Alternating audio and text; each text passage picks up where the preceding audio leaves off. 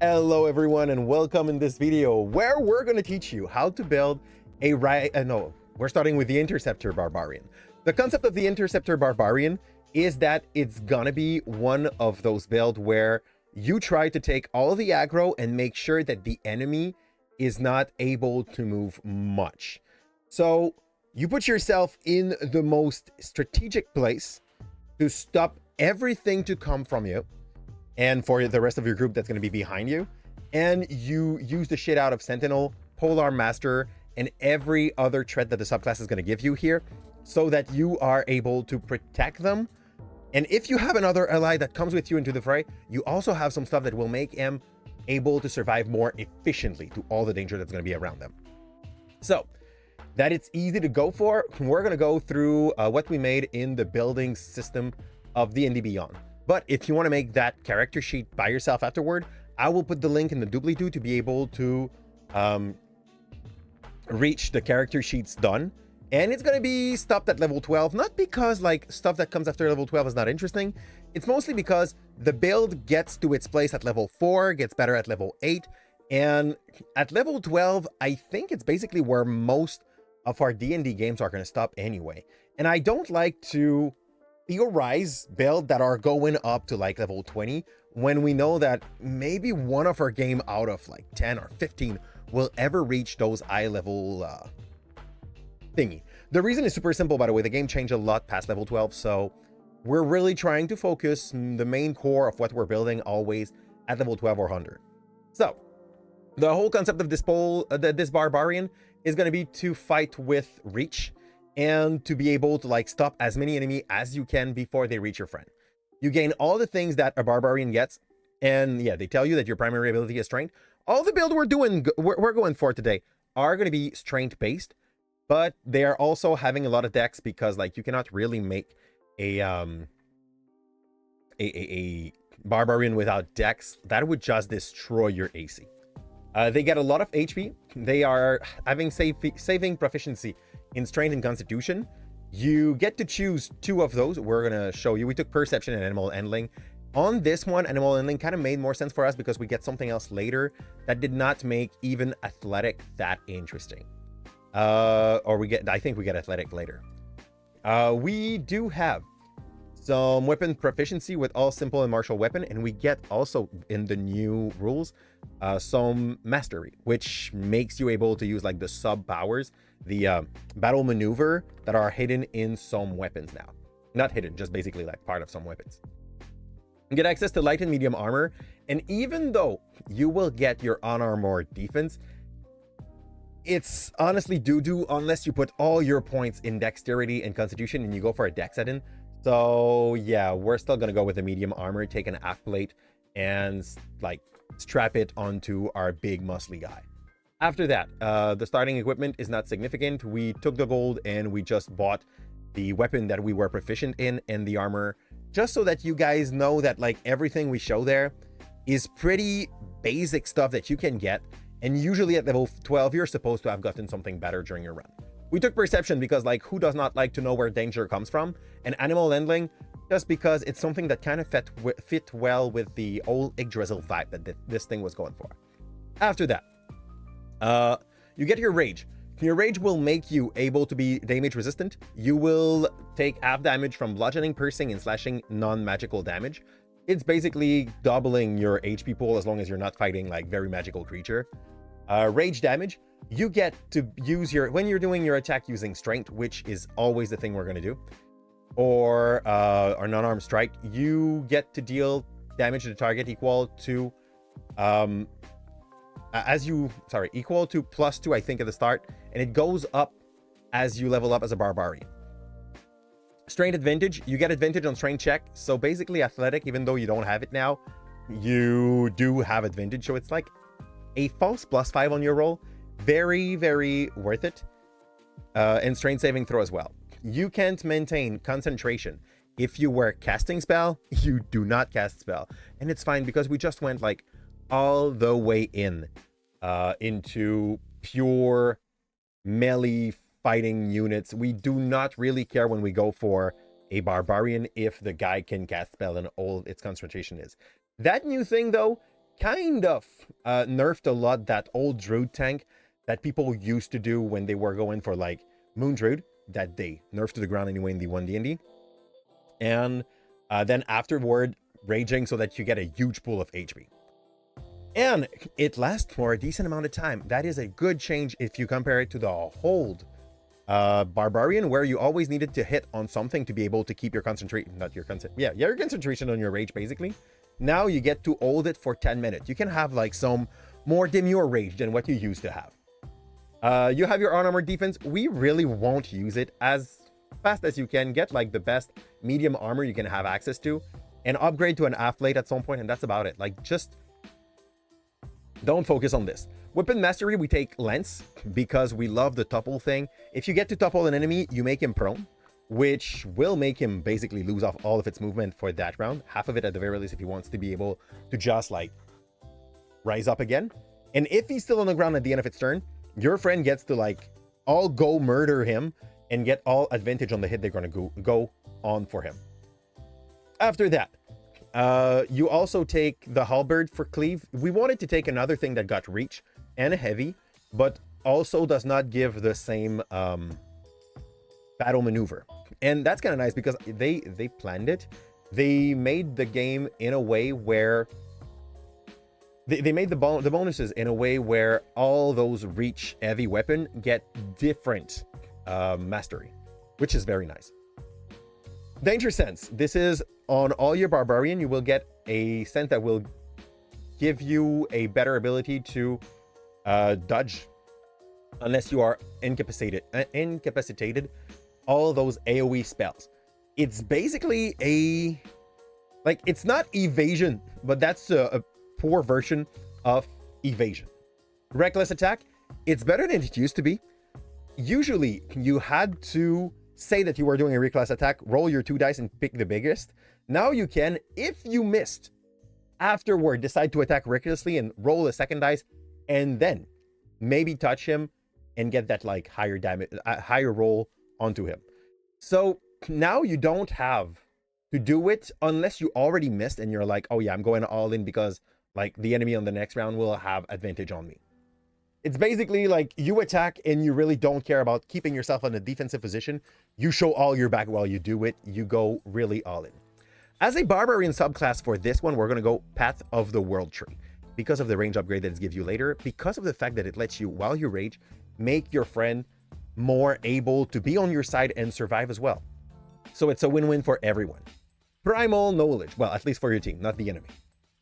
You gain proficiency in 1 skill. We took athletics because at that point, intimidation is charisma based. You can do it with your muscle if you wish, but you know, we did not pick nature because it was given by farmer, and we didn't pick survival, but you could definitely go survival. That would make sense at some point as well. We go for vitality of the tree. Vitality of the tree makes it so that this is what like you get from your barbarian subclass. When you rage, you gain a number of temporary hit point that is equal to your barbarian level. Basically, at that level, that's going to mean 3, and at the end of that build, that's going to mean 12. It might look like it's nothing, but every turn while you rage, you can also choose a creature around you to gain temporary hit point.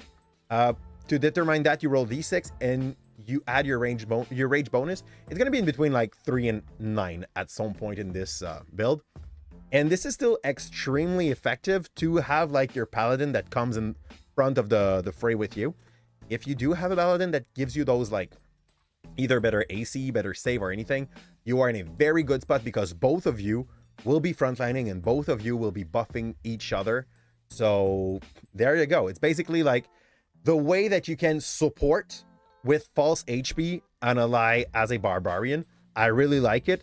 I really, really love what they did with the Path of the World Tree. It's basically like getting that old idea of the Yggdrasil tree giving you all the power that you might need to be able to hold better. Level 4, we took Trident. Again, we wanted reach, we wanted heavy, and we wanted some... that's not reach. This is a throw-in weapon.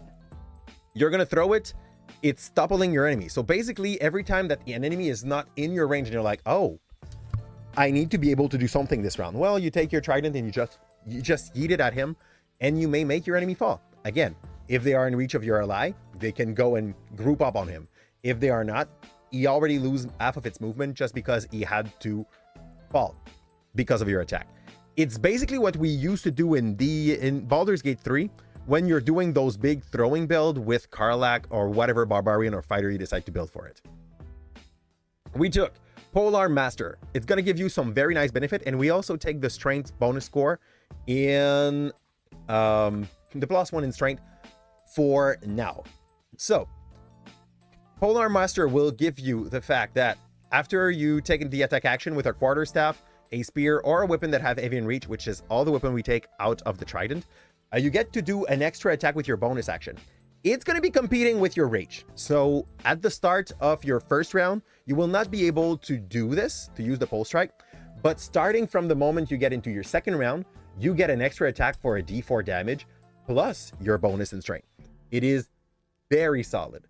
You also get reactive strike, which when you are holding a quarterstaff, a spear, or a weapon, all the weapon that we have, you can take your reaction to make one melee attack against a creature that enters your reach that you have with that weapon. So basically what this means, it means that your reaction does not need for the enemy to come to you and run away. It can just come to you and then you slap your hit onto its face. If you get your topple weapon, like the lance that we had earlier, you could make him fall. So like the enemy comes for you and you're like, nope. You just plant it into its face. He's 10 feet away from you. He falls prone and maybe cannot even like rise back, come to you and hit you. That is extremely solid, and later that's going to get even better. The only thing for now is that contrary to the old build, you cannot have like a plethora of reaction. But honestly, to be able to stop an enemy that would be able to reach one of your ally on a 20-foot radius, because that's basically what you are. You are a walking 20-foot radius that can say to an enemy, you do not go to my ally. It's very solid. Level 5, you get your extra attack per turn, so that's very solid. You get faster movement. And at level 6, you get whenever a creature you can see starts its turn within 30 feet of you while your rage is active, you can take a reaction to summon spectral branches of the roll tree around him. He must succeed a saving throw or be teleported to an unoccupied space that you can see within 5 feet of yourself. Your goal is to be a control barbarian. You go ahead, and if one of those enemy like goes through you, you miss it with your reaction, he can still go to your ally and you can be like, no. You take him, you bring him back behind you if you wish. Very, very solid, well, in front of you, so like that your friend are protected. Very, very solid option. There are some people arguing that you could theoretically make him spawn atop of you, and since he would fall on your side and end up on your square, would be prone. I disagree with that ruling. I really do not think that this is rule as intended. Like, the whole concept is that you are rooting your enemy away. So yeah, I would call no if a player would come with that like idea. But still, the whole idea is that you teleport him and its speed is reduced to 0 until the end of your current turn. So nonetheless, once you decide to do that, you just protected your ally from being attacked by this guy. And since he's very, very close to you, the only enemy that he's going to attack next round is going to be you. Super solid. Afterward, Feral Instinct. You have advantage on your initiative roll. It is not that epic of a thing, but if you picked Alert on another barbarian, this can come in handy because like you could put your wizard that always wants to throw its fireball, or like that has the best control spell, ahead of everyone in the initiative. Very solid pick. Instinctive Pounce. As part of the bonus action, you can enter your rage. You can now move up to half your speed. It basically gives you the option to, instead of like making your 40 feet run, do a 60 feet run when you do your entry in rage. Basically being a little bit like those, charge attack that you do in Pathfinder. So I like it. I don't think it's a big game changer, but that's a bit of ability for you to be able to put yourself at a better place on the battlefield when the fight begins. We do have Sentinel that we picked at level 8. It changed. It does not give you like a plethora of reactive attack, but it's better. It's worse than it was, but it comes with a +1 in strength of dexterity. We are Barbarian. We still go specifically for strength right here. We have Guardian. When an enemy within 5 feet of me takes a disengage action or hit a target other than me, you can make an opportunity attack against them. Basically, if your paladin or your fighter comes with you, you can be like, hey, if you decide to attack anybody else but me, I'm the barbarian, I have the most HP and I can like lower your damage. If you decide to attack anybody else but me, you will get punished. You can go with a weapon that has push. You can go with a weapon that has stopple. You can go with a lot of your option as a revenge attack. And when you hit a creature with an opportunity attack, the creature speed becomes 0 for the rest of your turn. Basically, this with what we had here in our ability score improvement, the polearm master, makes it so that when an enemy gets into your range, here we are talking about having like a 20-foot radius range. And if an enemy gets into your range, you can poke him. If you do land your hit, even if he doesn't topple, he still gets to be at 0 speed.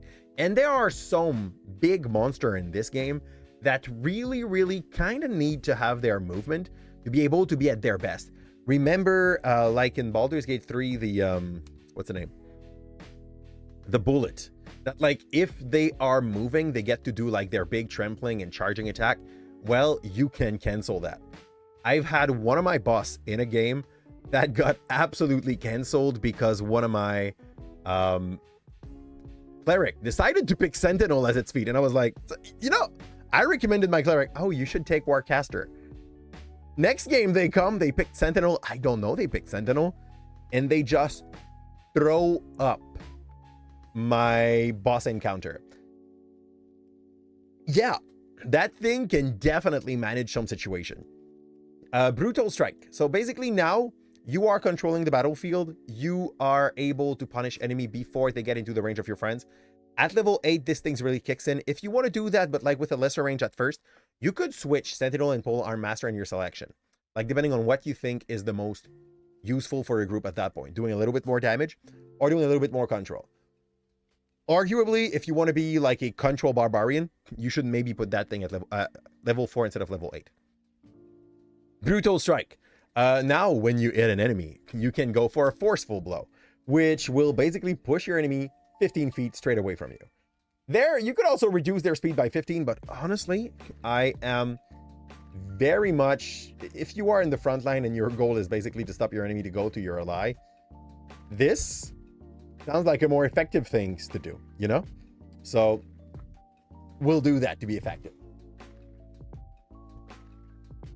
Afterward, we also have another weapon mastery. So we picked another one of those reach and heavy weapon, which is pike, to have push. So now if you use your pike, you can go for a forceful blow, pike push. One does not forcibly stop the other one. So you push them away by up to 25 feet.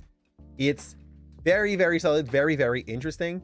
And at this point, I don't think he's coming back for your ally. He's coming back for you. You just like triggered it. Battering Root. During your turn, your reach is 10 feet greater with any melee weapon. So basically now you don't have a 20-foot radius that you can cover with your attack to push back enemy, to like stop them. For your turn, you get to have a 40 feet radius on your attack. You become a weird, funny kind of tower for your team. And basically we do also have the activation of push or topple when we do that in addition to the mastery that the thing has. So basically you take either your pike that already push and you're like, yeah, I'm toppling you, or you take your lance that already topple and you push it away. It is, you can push an enemy up to 25 feet and topple him. It's gonna take just its whole round to be able to come back in range of you, not even attacking anyone. I'm not saying that it's gonna be the greatest thing against like mages, but for most melee monster or melee attackers that would like to go back to your group, this is gonna be a very strong deterrent. The only thing that's kind of gonna come and be a problem for you at that point are gonna be group of very big group of small enemies, but you're supposed to have a caster to take care of these. Like, you know, not everyone has to cover all the roles. Relentless Rage. makes it that if you drop to 0 HP while your rage is active, you do not die. You can make a DC 10 Constitution saving throw. If you succeed, your hit point instead change to a normal equal to twice your Barbarian level. At this level, that would mean 22. Each time you use it, the DC goes up until you have a long or a short rest. Basically, everybody is kind of a little bit of a the old zealot. They refuse death starting level 1 for barbarians. And at level 12, we decided to take Great Weapon Master because we already do the control. Now what we want is to be able to get a little bit of extra damage. You could say that you would go for an ASI, but we at this point have an odd number of stats and strength. So we want to go and like hit that 20, and that's the way to hit that 20. We took Farmer just because it has the right ability and it comes with Tough. Your goal is to be the one taking the damage for everybody else, so you put yourself up front and you make sure that like you have enough HP to be able to carry for your group.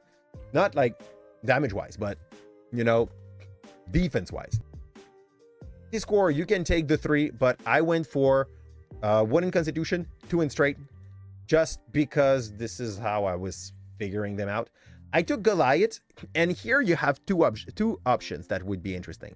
The first one would be to go for Cloud Giant, to have Cloud Joint, which is basically Misty Step as a